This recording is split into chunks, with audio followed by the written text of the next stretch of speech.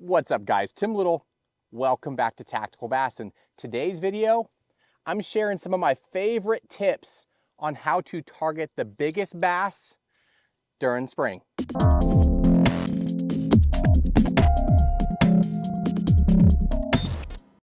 Man, I love the fact that we're actually talking about springtime bass fishing.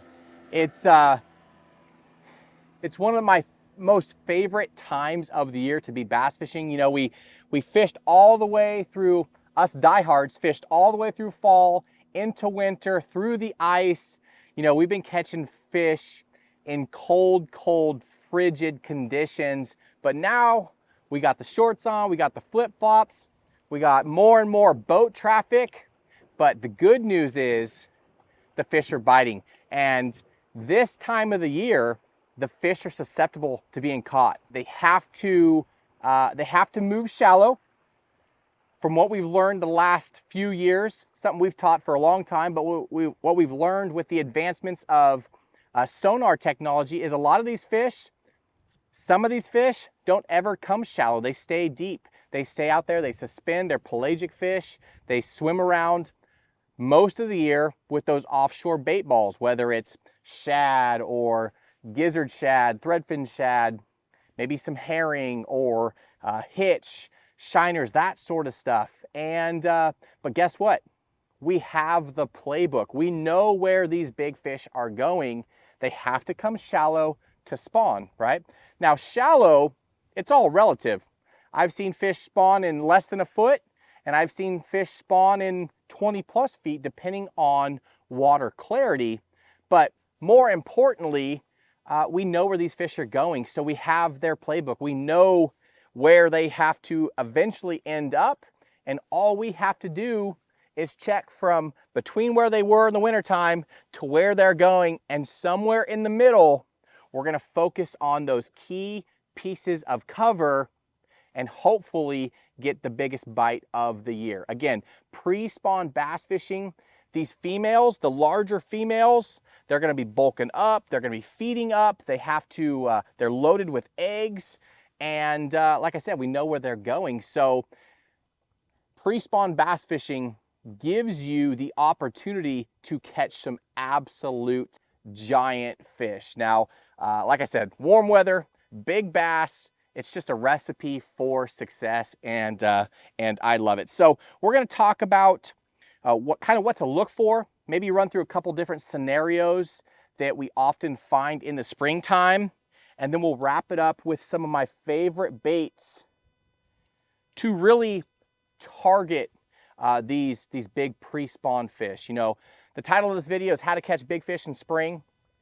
I'm going to give you, I really simplified it, guys. I grabbed just a handful of baits specifically. I got some details on each and why I picked those baits, because I think you'll find that they're special, especially this time of the year, and those big ones just eat it. So here we go. So springtime bass fishing. Few things you need to pay attention to. You need to pay attention to water temperature, weather, and water depth, water fluctuation. You know, Matt and I get to fish around the country, and we got to fish some amazing fisheries. And one thing that a lot of these fisheries have in common, especially in the springtime, is you have water fluctuating. Whether it's an early spring storm that comes in and just dumps a bunch of rain and lifts that raises that water level. On the flip side, you have people managing the water level, so they're crashing the water out, moving a lot of water to drop that water back down in case there's a future storm so you don't flood. So you have water levels rising and subsiding. You have water temps rising and dropping.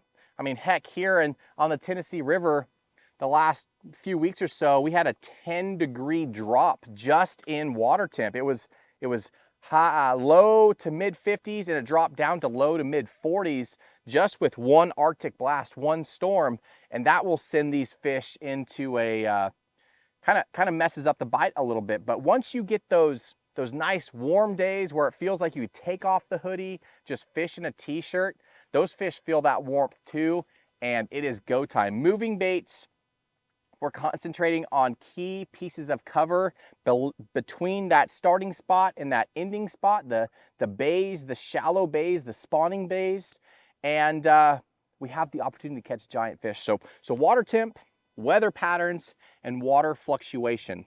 One other thing to really think about is water clarity. There are lakes that are gin clear, crystal clear, where you can see bottom in 30 feet, right? Those fisheries can be tough, especially if it's a highly pressured fishery. But we typically, in those fisheries, we get to see some of the biggest fish we're gonna see of the entire year. As they move up on stumps or laydowns, as they work towards their way in the back of that spawning, towards that spawning bay, they pull to those key pieces of cover. And man, some of the biggest fish I have ever seen, they're almost impossible to catch unless you're making long casts, light line, finesse them. Those fish are super finicky, but you'll see some of the biggest fish of the of your entire life, I promise you.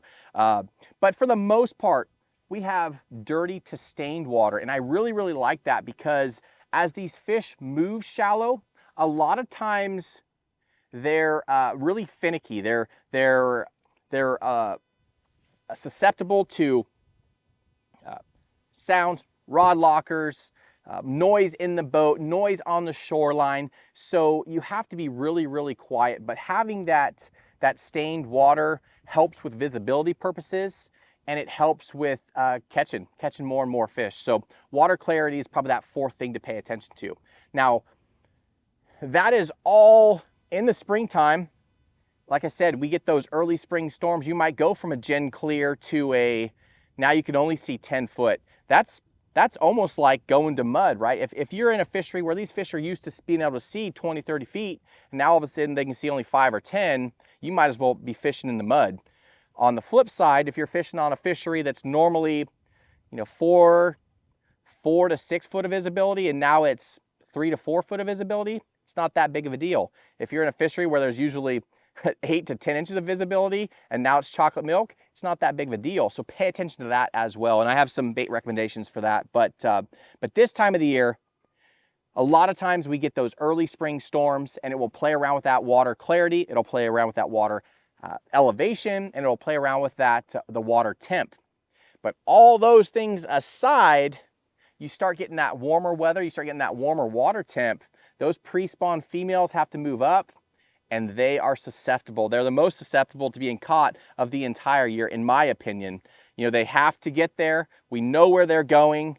Hopefully we've done our research, whether it was during the fall and the winter with lower water levels. Maybe we went out and put on some waders and marked some waypoints of some brush piles or key pieces of cover.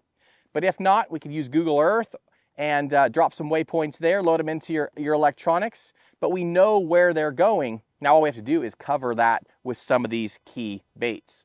Now I will do later on, here in a couple weeks, I'll do a more in-depth where do bass go during the spring. But right now I strictly want to talk about some confidence baits on how to target these big fish. Man, I was trying to tuck in out of the wind, but now it's wrapping around this point and right in my face. So hopefully it's not too bad. But one thing I want to talk about also, if you are in a fishery that's typically clear and you get one of those storms and it blows out the creeks or it blows out, now is a great time to get out on the water. Even if you don't have perfect weather conditions, even if you don't have perfect water level or clarity or temperature conditions, these fish still have to do their thing. They still have to get to those spawning bays. They got to get to that spawning area.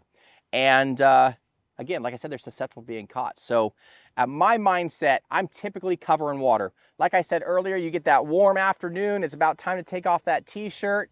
I'm up on the bank, less than 8 feet of water, and I'm covering water. I'm chucking and winding. I might be throwing a glide bait. Ooh, the wind. A big soft bait, soft swim bait, or a chatterbait. Again, we're going to talk about each of these individual baits here in just a second, but I'm covering water. I'm covering water. Like I said earlier, I'm looking for those windbreaks. I'm looking for those key isolated pieces of cover, laydowns, stumps, maybe a big rock or a sunk boat. I have a story just last year, this time of the year, these fish kind of moved up in waves. Typically those bigger females are a stage or so behind, right? They're a point maybe behind or a stop behind. But as they transition, those males go first, those bucks go first. They got to get up there and make the push, start getting ready for the spawn. Those females are a little bit farther behind.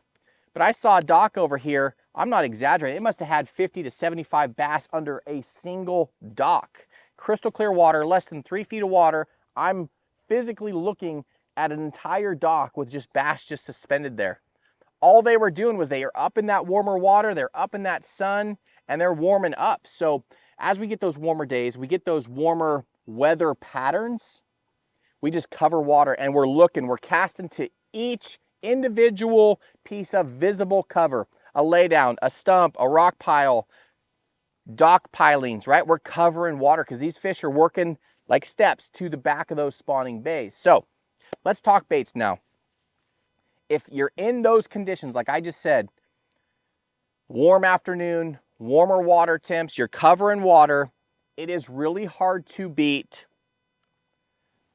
a big, soft swim bait. Whether it's the Mag Draft or the Savage Gear, as you can see, these have two different tails. For the most part, all winter long, we've been fishing that vortex tail on that Savage Gear, that wedge style tail. Now we're switching over to a bigger, kicking, thumping, boot tail style tail. That Mag Draft, that 8-inch, I've caught so many big fish chucking and just whining this thing. You get that right cadence, that right handle turn cadence, and this thing starts, you know, it's kicking, that gets some body roll, and the big ones just eat it. The reason I started off with the bigger swim bait, now I understand that not everybody has the gear to throw something like this. Not everybody has the shoulder strength or the back or the physical attributes to throw something like this all day, because it is a commitment. It does take its toll on the body. But the reason I suggested it first is because you literally, when you throw a big meal like this, that guy right there, you're literally fishing a bigger area. With each cast, you have more drawing power. A fish will travel a lot farther to eat a meal this size versus something this size. Now, granted, we've all seen or heard or maybe even caught ourselves absolutely giant fish on maybe a 2.75 swam or a little finesse swim bait. But the actual drawing power, this guy has so much more drawing power. And even if they don't eat, maybe you're running through a shoreline with some laydowns. You see a big old sub pop up.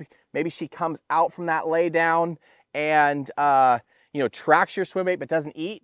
You can flip back around, give it some time, and maybe pitch something else in there. We're going to talk about that here shortly. But they will show themselves more with a bigger swim bait. So that Mag Draft is an awesome soft swim bait. That Savage Gear, if you're in a trout fishery, that thing is an awesome slow swimming. That's why I picked this guy. It swims so good at slow speeds, and the fish just smoke it. If you're in a trout fishery, that's a really good option. And then for you guys that want to throw something a little bit smaller, specifically that 5-inch burrito. Okay, this is a bait that you can throw on your favorite jig rod. You can throw on your favorite whatever medium heavy to heavy power rod.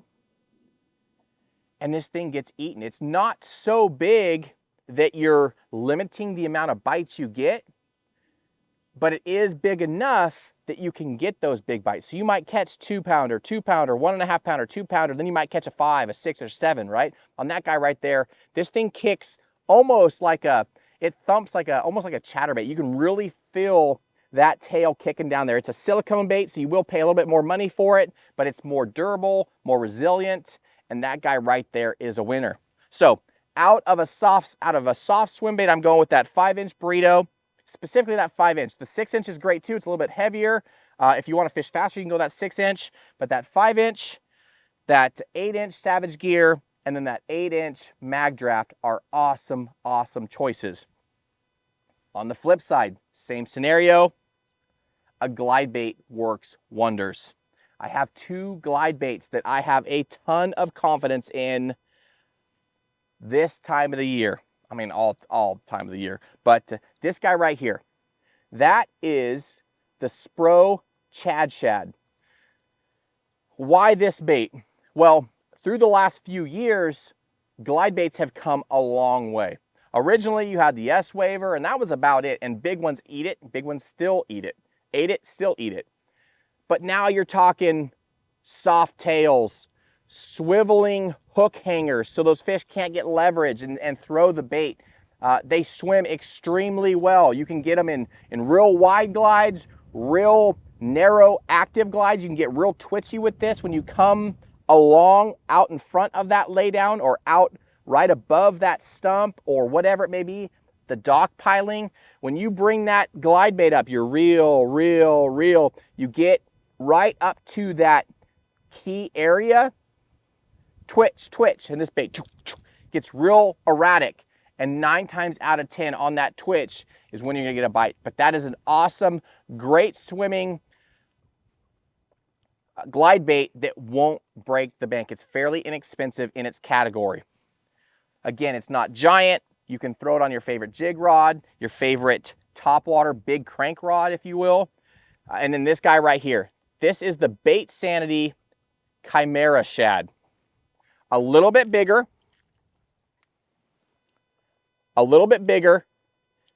Same deal. Soft kind of paintbrush style tail. Swiveling hook hangers. Again, the benefit of that is when a fish comes up and shakes or, you know, comes up and tail walks, when these fish are fighting, a lot of times with the split rings, they will turn, then they get hung up because that's as far as they can go. And now with any extra head shake, that fish can spit that bait or tear that fish, you know, tear that bait out of that fish's mouth. But having those swiveling hook hangers are amazing. And then this bait it just swims so good. It's a bait that you can chuck and wind, just cover that water, or you can chop it. You get real twitchy with it, get real erratic like a fleeing gizzard shad. But guys, how do I catch the biggest fish? How do I target, set myself up for success in the springtime for bigger fish? It's throwing either a soft swim bait or a good sized glide bait. Now, I was going to talk about this next bait last, but since I've kind of explained what we're doing, we're moving, we're covering water, we're visibly seeing key pieces of cover where these fish are going to stage at and move. What happens if you do see one of the biggest fish in your life, or you are throwing that Spro Chad Shad and that fish comes up on it and starts tracking it, twitch, you know, maybe you make a wrong twitch or just it doesn't commit. You now know where that fish is staging or where that fish is. It doesn't necessarily live there, it's moving, right? It might not be there tomorrow, but you know where that fish is holding. So I would give it a little bit of time. I'll loop back around. And guys, I can't tell you how many big fish in the springtime I've caught on that guy right there. A Senko. Whether it's a 5-inch Senko, that's that is the most common size by far. A 5-inch Senko or a 6-inch Senko. A little bigger profile, a little bit heavier bait. Okay, 5-inch, 6-inch. You see that? Loop back around, flip that weightless bait in there, and let that Senko do its work. That thing does that slow fall, whether it's rigged, wacky rigged, or it's Texas rigged weedless.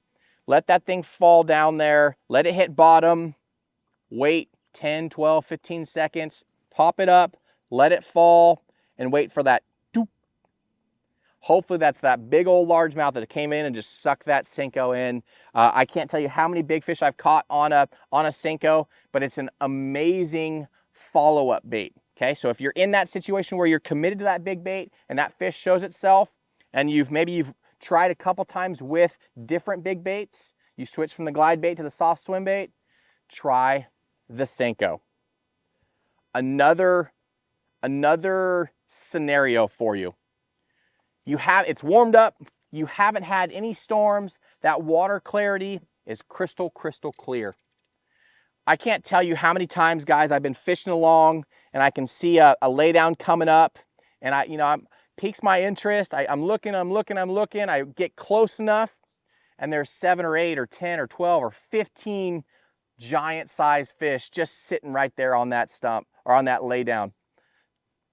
As I get closer, I can see those fish. Well, guess what? They saw me, and now they just slowly disappear.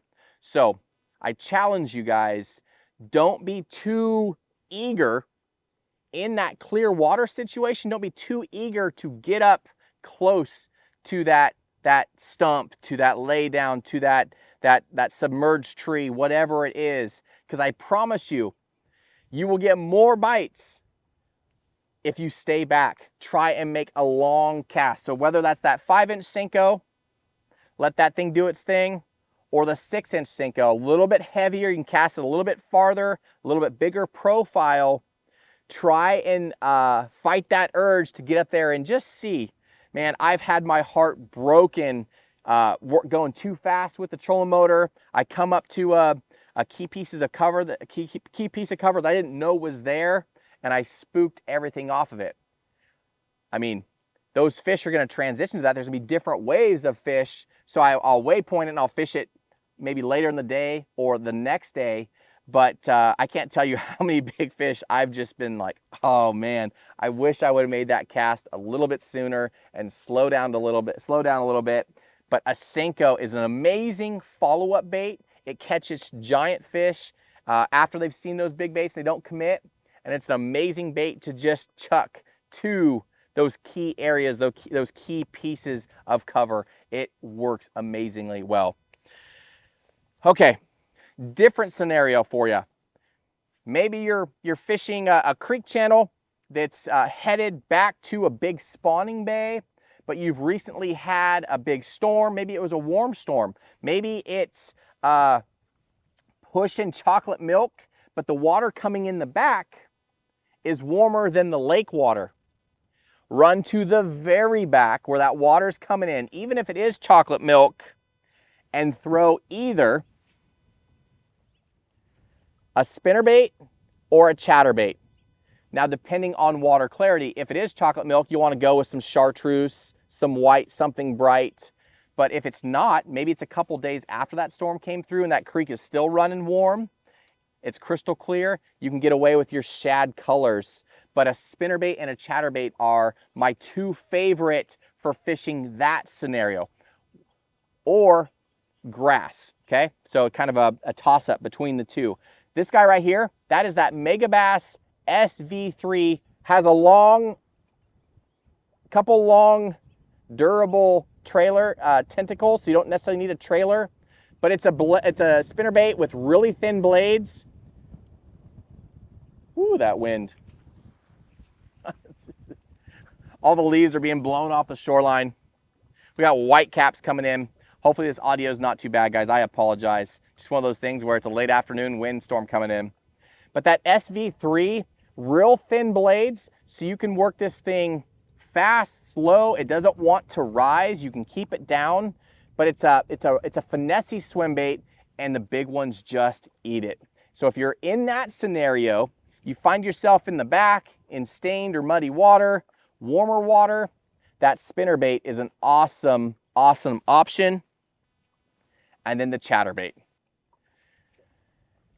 The chatterbait is a bait that I throw in that situation, in that scenario, and then maybe I'm out on a grass flat, or I'm in that spawning bay and we have some grass coming up. That chatterbait shines extremely well in that grass situation as well. You know, I might get hung up in the grass and I'll rip it free. But again, we're chucking and winding, we're covering water, we're visibly looking with our eyes for that key pieces of cover.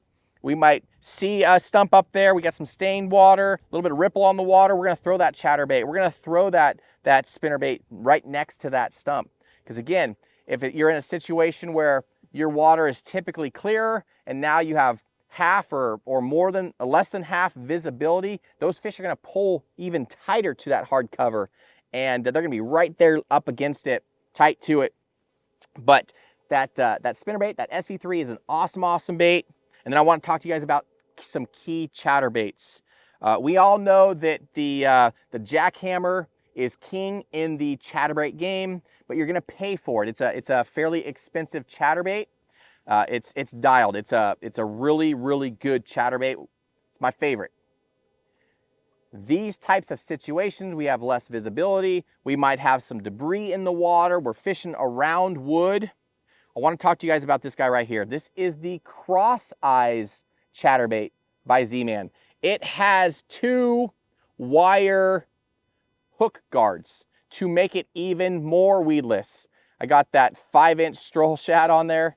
That thing is an awesome mid or strolling bait, but it's an awesome trailer as well. You guys know that we love that 5.5 spunk shad, but that is an awesome combination. But having that big weed guard on there, not big, that strong wire weed guard on there helps to fish tighter or in that cover that those fish are in. So that is an awesome, awesome option. And then this guy right here, the Evo, this is that new one from Z-Man, the Evo Elite, the tungsten head, little smaller head. There's that spunk shad paired up. Got an electric shad, painted blade. So if you're in a little bit clear water, more natural, that is my go-to chatterbait. But a chatterbait, a spinnerbait, is my 1-2 punch if I find myself in those conditions. Whether I'm fishing grass edges, over the tops of emerging grass, or in the very back where that water's coming in that's warmer than the lake water. What else do we got? One more bait, and then we'll wrap it up, get out of this wind. Targeting these fish, right? We kind of talked about the strategy. We have the playbook. We know where they're going. We know what to look for. The only other bait, not only because I have a lot of baits tied on, the other key bait that I don't leave the house without is going to be this guy right here. A 1/2 ounce, 3/8 ounce, no jack, flipping jig. Natural color. I have that paired up with the Crush City, the cleanup craw. Has a ton of action, but again, it's a real natural color, a little smaller profile, but it's got an extremely stout hook. You're not gonna bend that hook out, and that's really important when you're targeting those bigger fish. You don't wanna bend that fish out on that stump that you flip or pitch to. So, just like I'm throwing my Senko to those key pieces of cover, a little bit stained water, a little bit dirty water, I'm gonna flip and pitch each dock piling, starting with the ones out front, working my way back, and then it's on to the next dock. Again, I don't have to sit there and soak these baits very long. I'm moving quickly. I'm covering water to figure out where these fish are along that transition phase, right? We know the route, we know where they're going, the goal, the end goal. Now we just have to figure out where they are in that phase. But having that specific jig, you could hook a car with this thing. You're not going to bend that hook out. It's a smaller profile. That having that no jack hook, when you stick a 7, 8, 10 plus pound largemouth, you're not going to bend that hook out, and you now have the control over that fish. Versus when you hook them on light line, lighter wire hooks. Now you're sitting there praying, please, Lord, please let me catch this fish. Don't come off. You're begging, right? You're talking to that fish. Don't come off. Now you're the boss. Jack them, grind them, boat flip them. No issues with that guy right there. But a jig can convert a lot of those fish that a glide bait or a soft swim bait might not. Okay, but guys, like I said, I'll do it more in depth of where fish go during the spring, during that pre-spawn, spawn phase. But just know, get out. It's warmer weather. I still got a hoodie on, but we're getting there. I want you to start thinking about it. It's warmer weather. Whether you're throwing a 6-inch Senko or a 6-inch glide bait, those baits right there are my key baits that I have tied on all the way through post-spawn, right after the spawn.